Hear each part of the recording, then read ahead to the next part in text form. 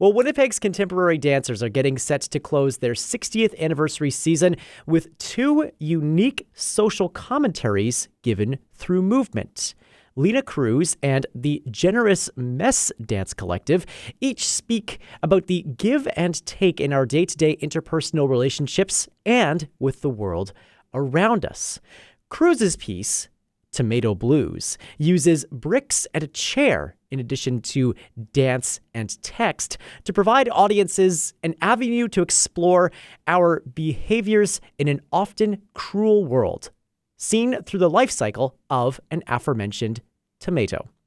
Lina Cruz joins us this morning ahead of the performance to tell us more. Hello, Lina. Hello, hello.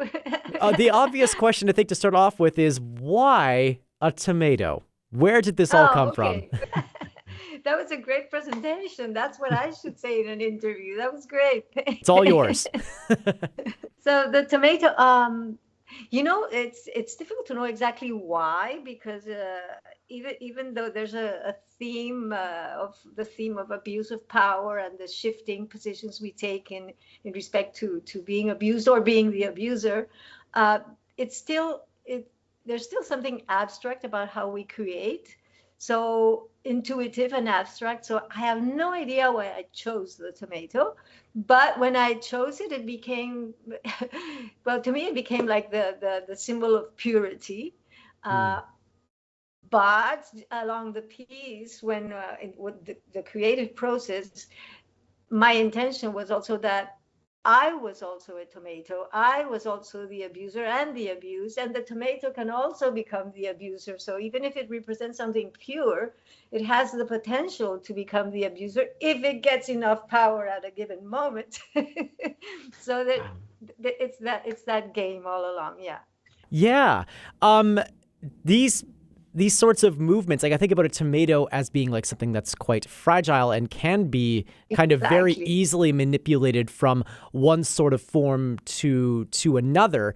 And in that same sort of vein, there's a lot of things that this piece, Tomato Blues, seems to confront in the form of things that are not quite so movable or malleable or moldable. What's it like to confront these sort of immovable realities in our lives through movement? Can you please just explain a little bit more what Yeah, you mean no, by for sure. immovable, Well, it movable? strikes me that when you're talking about these sorts of political dynamics that the piece addresses, it also talks about our behavior patterns in evolution that have existed in our lives long before we were even Mhm. here. So I'm wondering, what's it like to confront these things that have been a part of our Oh, I understand. evolution Yeah, and things that exactly. are immovable through movement? Well, it makes me feel very impotent in a way because Hmm. they've been there forever, and it seems like that's how we move forward. That is how we evolve. It's cruel, and but but it's still I think it's important to look at it, to take a good look at it, to understand who we are, how we behave, and to try to improve our behaviors, try to avoid especially abuse, because it's a fragile position to be an abuser, because when you have that much power that you abuse that power, you obviously need followers. Otherwise, who are you going to abuse? You You're need right. people who are submissive, people who are fragile, who are weak, and cannot confront you, right? So you need those people, but if those people disappear or for some reason they become powerful, it makes you fragile. So is there a way to have power and that is not only good for you but good for the rest of the people around you, or the animals around you, or the nature around you, or whatever? If you can have that power and not abuse it, that would be the key. But it seems to be hard because our behavior tends to make us like, I want to be I want to be the best. Yeah. I want to be the alpha being. Hmm. So You've talked it a couple of times now about this sort of duality between being the abused, but also being the abuser. What's it like to confront that reality in ourselves that we may, in fact, be the bad guy?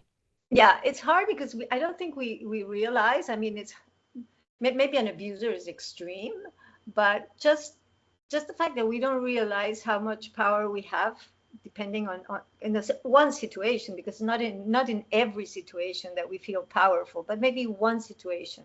So you feel like you're more powerful than the people around you for some reason, and you don't realize, and you just start pushing further and pushing further and pushing further until somebody tells you, hey, you're going too far. Mm. And then you realize. So it's a shock, I think. Yeah. Without giving too much away, because obviously we want audiences to come and see Tomato Yes, Blues. yes, yes, How yes. does this duality of the being abused and being the abuser take shape in the movements that are in Tomato Blues? Well, obviously the text helps a lot. So you mean movement, like movement in dance? Is that what you Yeah, mean? yeah. Okay. Yeah. Yeah, yeah. The text helps, the song helps, to give the ideas, to communicate the ideas. As for the movement, it just accompanies whatever the text is communicating. I don't know if there's maybe some images that are symbolic, so you can perhaps guess that it's a situation of power, or one element losing power, perhaps. But without the text, I think it would be a lot more difficult to communicate this idea. Yeah. Hmm. Yeah, I for mean, there are the sure. props. There are the props that, the way they are used, the chair, the tomato, the bricks. But it's mainly really the text and the songs. Yeah. I see. You also state, just reading up on this production, that this piece doesn't really take any position or side about the way in which society operates. Can you talk a bit about how you go about maintaining a position of neutrality, not taking one side or the other, that the audience then engages Mhm. with? Mhm. Well, mainly I say that because of what we talked before, because we can shift. We can shift from one day to the other. In our relationships with our friends, or any social situation, at work, our relationship at work, uh, definitely politically. I mean, we see it all the time.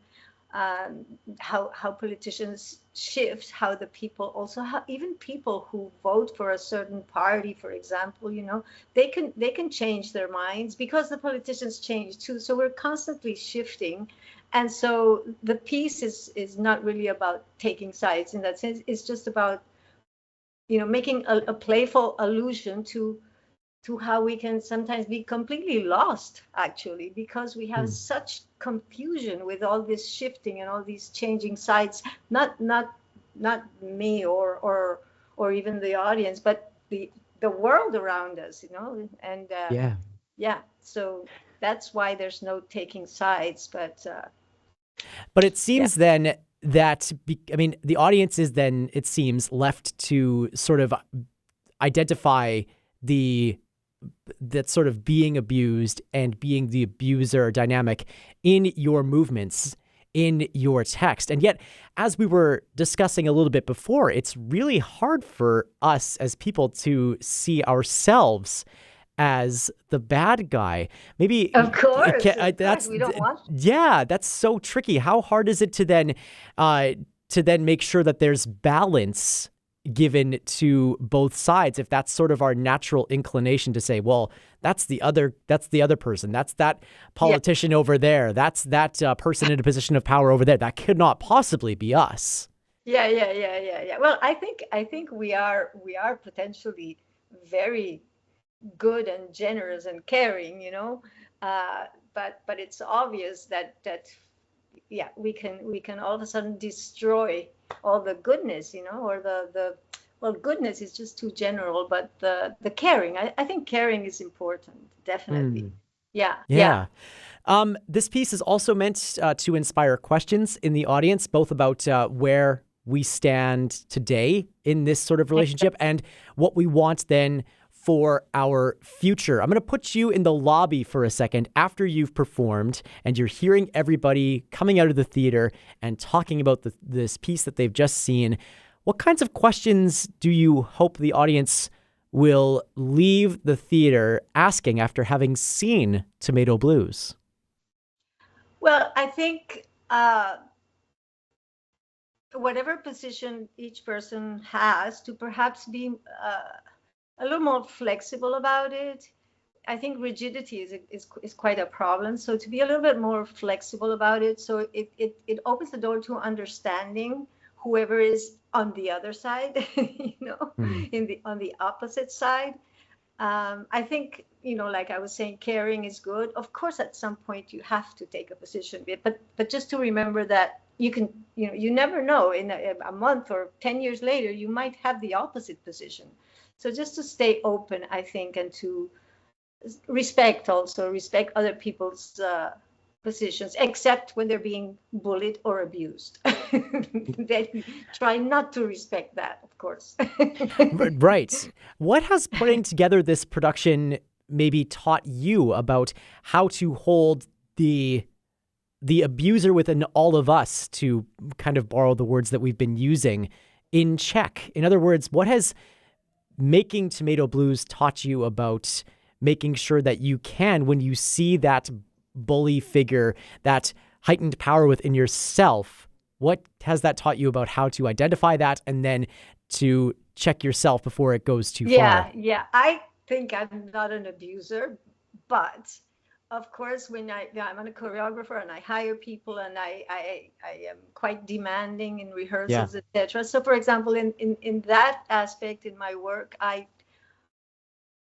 it's a struggle, because sometimes I have the feeling, unfortunately, that when you're too nice, there's another tendency in the human being is not to push and to just relax too much and to be too friendly. And therefore, when you say, "Hey, come on, let's go," they take time to start rehearsal. I mean, not everybody, but this can happen when you're too nice, too friendly, So there's all those things, there's all those things. It's also, I think it's also related to this question of power, because if you just keep your own discipline going, then if somebody's really nice to you, it doesn't affect you. Just keep your discipline going, right?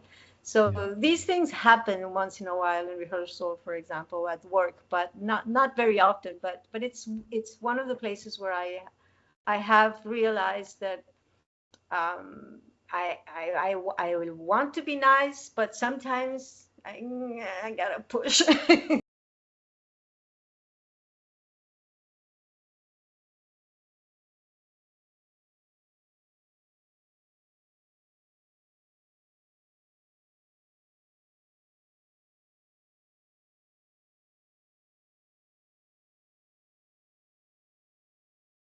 Yeah, right. To maintain that, to keep finding that sort of balance and equilibrium in all of this. Yeah. This piece is paired alongside another examination of relationships of a different sort that maybe also looks at the sort of push and pull that we were just describing, as far as power dynamics, that being By Means of Each Other by the duo Generous Mess. How do you think Tomato Blues interacts with this piece in this dual showing with Winnipeg's contemporary dancers? Well, I'm really excited to discover it, because I don't know them at all. I don't know anything about what they're presenting.